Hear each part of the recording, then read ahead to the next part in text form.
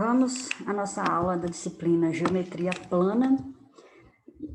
A geometria plana na forma axiomática, na forma mais teórica, mais abstrata. Bom, a geometria plana na forma que a gente conhece mais prática e tem a geometria plana na forma mais axiomática, com algumas hipóteses teóricas, né? Definições de formas abstratas, demonstrações de formas abstratas. A geometria plana, dessa forma, né, mais abstrata, da forma axiomática, foi introduzida no livro Os Elementos, esse livro de Euclides, que define os axiomas e postulados e que prova, com esses postulados, com essas hipóteses, muita coisa da geometria, assim, que já se conhecia de forma prática, de forma empírica. Bom, vamos à segunda parte dos axiomas, que são os axiomas de distância. Os axiomas de distância são usados para dar a noção de o que é distância. E com apenas alguns axiomas se prova muita coisa observada já no nosso cotidiano. A primeira parte, né, vamos começar, o axioma D1. O que é a distância, como ela é, quais hipóteses são consideradas, né, para se definir a distância.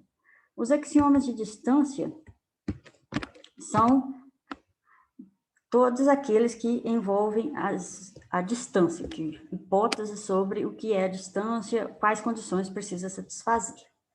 A primeira delas é que a cada par de pontos A e B corresponde um número real. E esse número real, vamos denotar, se eu tenho ponto A e B, vou denotar por AB ou BA, com a barra em cima. E tem que se fazer duas condições por esse axioma. O primeiro axioma chamado axioma D1. A primeira é que ela tem que ser sempre maior ou igual a zero. E a segunda hipótese, a segunda parte do axioma, é que essa distância ela é zero se e só se distância de A até B é zero, se e só se A é igual a B. Ou seja, se e só se os pontos são coincidentes, são iguais. O número AB, ou BA, né, é chamado distância entre A e B, ou comprimento do segmento AB. Bom, temos um segundo axioma, também chamado axioma da régua infinita, denotado, vamos chamar de axioma D2, o segundo axioma de distância, que diz que para toda reta R existe uma função bijetora que vai da reta até os números reais, tal que para quaisquer pontos A e B, vale, da reta, né, vale f de A menos f de B é igual à distância do segmento AB. Bom, é uma correspondência bionívoca, né? Ou seja, a cada ponto corresponde a cada ponto da reta corresponde a um único número real. E tem que preservar, digamos assim, a distância. E o número real f de A é chamado de coordenada. Então, eu tenho uma reta, e tenho os números reais. Aqui acima, em verde, os números reais. Bom, e então eu tenho uma função f que vai da reta nos números reais. Como é bijetora, né, eu tenho também uma função inversa, né, dos números reais na reta. Bom, então aqui eu tenho, na reta, eu tenho um ponto A e eu levo nos números reais no ponto, na coordenada de A. O terceiro axioma de distância diz que se o ponto C está entre A e B, lembrando que estar entre é definido de forma axiomática, nos axiomas anteriores, de incidência e ordem. Então, vale essa igualdade. AC a distância de A até C, mais a distância de C até B é igual à distância de A até B. Então, se eu tenho na reta, aqui lembrando que é uma forma da gente enxergar a teoria, né, mas ela é definida de modo abstrato. Tenho A, B e tenho C. Então, se C está entre A e B, a distância de A até C é igual à distância de C até B. Mais a distância de C até B é igual à distância de A até B. Bom, com esses axiomas de distância, é introduzida uma ordenação nos pontos da reta, como vamos ver na proposição 2, que é a parte final da nossa aula. Então, temos os 3 axiomas de distância. Vamos falar agora do primeiro resultado, que envolve esses axiomas. A primeira proposição diz que, se eu tenho um ponto C na semirreta SAB, tal que AC menor que AB, ou seja, a distância de A até C menor que a distância de A até B, então C está entre A e B. Então, tem uma semirreta. Uma semirreta, vou desenhá-la dessa forma. Aqui, o ponto de origem SAB, né, como a gente definiu no texto anterior, começa em A e passa por B. Aqui o ponto B está na reta, na semirreta. Então, se AC é menor que AB, então C está entre A e B. Aqui na semirreta, a gente tem um ponto C aqui entre A e B. Uma noção vista, né, de modo muito intuitivo, vamos provar usando as hipóteses que a gente enunciou. Bom, vamos à demonstração. O axioma de ordem, o primeiro axioma de ordem do texto anterior, diz que se eu tenho 3 pontos, há 3 possibilidades. Se eu tenho 3 pontos, A, B e C, então há 3 possibilidades. Um deles vai ter que estar, ou melhor, há uma única possibilidade. Um deles vai ter que estar entre os outros 2. Ou seja, A está entre B e C, aqui coloquei errado, né? Aqui a segunda hipótese é B, que está entre A e C, ou a última possibilidade é C, que está entre os outros 2. Bom, a primeira não pode ser porque C é um ponto de AB. Então, o que é a semirreta? Se o C está na semirreta AB, pela definição de semirreta, o A é a origem. Então, C vai estar ou entre A e B, ou vai ser o ponto, como eles são distintos, né? Ou ele vai estar, ou B que vai estar entre A e C. Então, temos as duas possibilidades.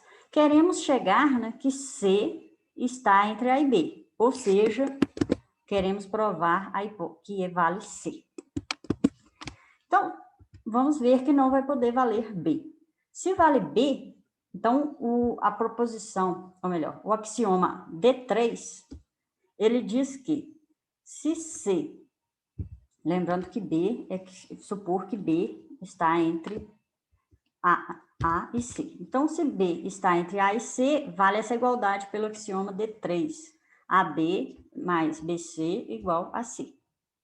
O que implica, porque pelo axioma D1, esse termo BC, a distância, tem que ser sempre maior ou igual que zero, pelo axioma D1. Então, o que diz essa igualdade? Implica que AB é menor ou igual que AC, o que contraria a hipótese 1, essa parte aqui. AC menor que AB. Chegamos que AC tem que ser maior ou igual que AB, então temos uma contradição. Portanto, não pode valer B, então vale C, como queríamos mostrar. Vamos agora usar essa proposição para obter o seguinte resultado, que é a proposição 2. Bom, sejam A, B e C pontos distintos. E A, B e C suas respectivas coordenadas. Então, que existe uma função f tal que A igual a f de A, B igual a f de B e C igual a f de C. Uma função bijetora e que preserva a distância, dada pelo axioma D2.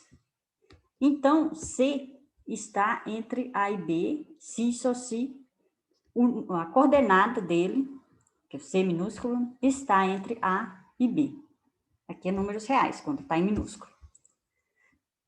Uma observação antes de demonstrar essa proposição é que no axioma D2, cada função f induz, né, portanto, uma ordenação nos pontos da reta, né? Ou seja, por essa informação aqui, né, que um ponto vai estar entre outros dois, se suas respectivas coordenadas também está entre os outros dois, né? Ou seja, mantém uma ordem, cria uma ordem. Lembrando, pessoal, que essa função f, informada no axioma D2, não é única, não. Pode ter mais de uma. Na verdade, sempre vai ter mais de uma, né? Porque se eu defino, por exemplo, a função, uma segunda função, se eu tenho lá uma função f, e eu defino f de a igual a menos a função f que eu tenho, menos a função f. Menos f de a. Aí, digamos assim, eu troquei a ordem, né, que eu percorro a reta, mas mantém aquela igualdade. Então, já obtive outra função que satisfaz essa, né? Cada função eu tenho uma ordenação. Mas o axioma garante, né, que a gente assume como verdade que existe uma, como hipótese. Bom, então, cada função f induz uma ordenação. Nesse sentido aqui, definindo essa função f maiúscula, eu troquei, né, a ordenação, por exemplo. Então, vamos à demonstração da proposição 2, ou seja, que cada 3 pontos mantém, né, essa ordenação. Então, tem 2 caminhos, 2 coisas a provar. Aqui eu tenho como hipótese C está entre A e B, se e só se o C minúsculo, né, está entre A e B. Então, ter aqui é um se e só se. Então, vou provar nesse sentido, depois vou provar nesse sentido. Ou em ordem contrária também, não importa. Então, vamos provar primeiro que se C, o ponto C está entre A e B, então o número C está entre A e B. Ou seja, nessa implicação, nesse sentido. Suponha, então, que C está entre os pontos A e B. Pelo axioma D3, vale essa igualdade. AC mais CB igual a B. O que implica, pelo axioma D2, lembrando que o axioma D2, a gente definiu o quê? A gente tem o quê? Que F preserva a distância. F de A menos, vou fazer F de C aqui. F de C, aqui C maiúsculo, igual a AC.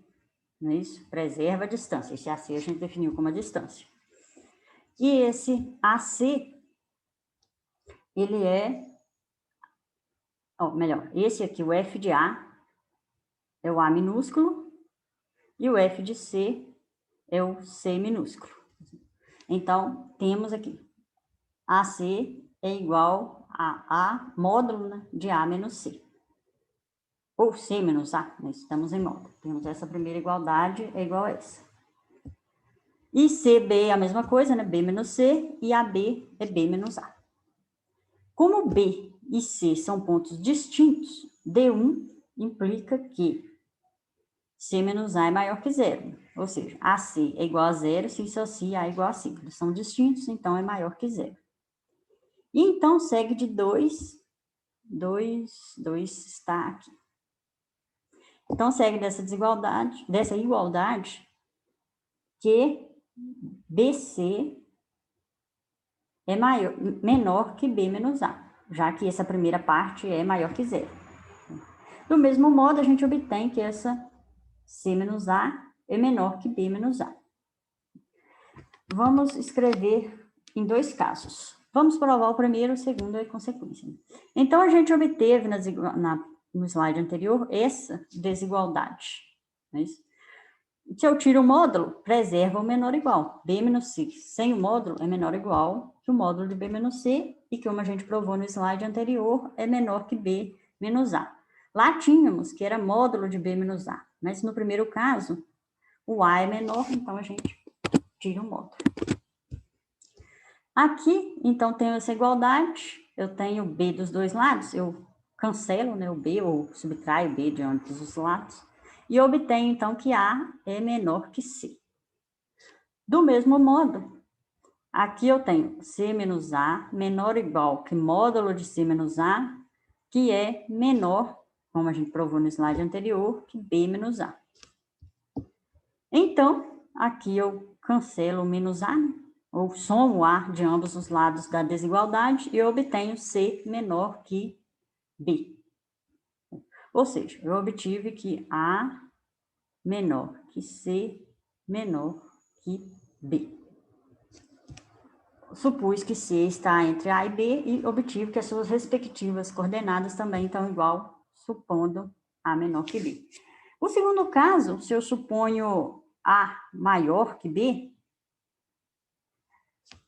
eu nem preciso provar, porque pela simetria do argumento de A e B, melhor, pela simetria de A e B no argumento anterior, eu obtenho que B, vou obter, né, que B menor que C, menor que A.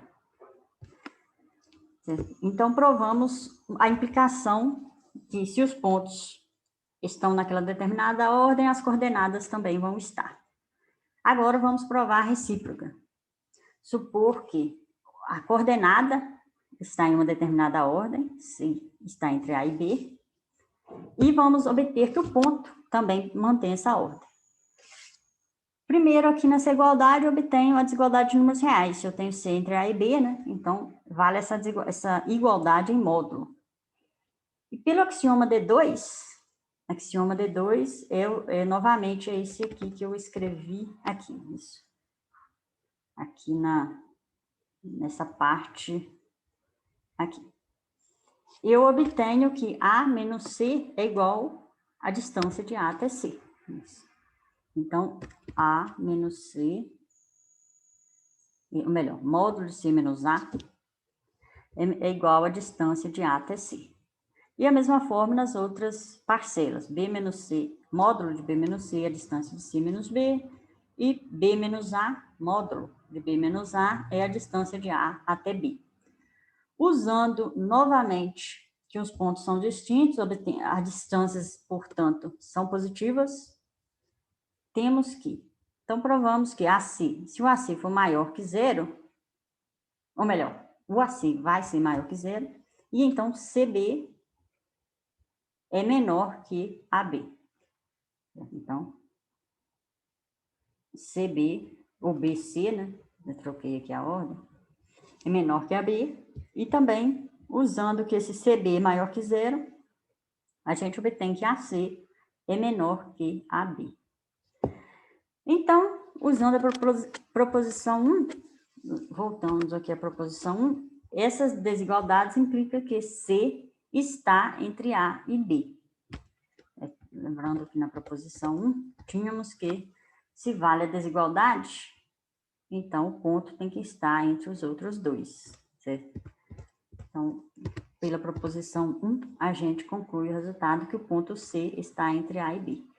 Provamos, portanto, a proposição 2. Bom, falando, essa é a bibliografia usada e bons estudos.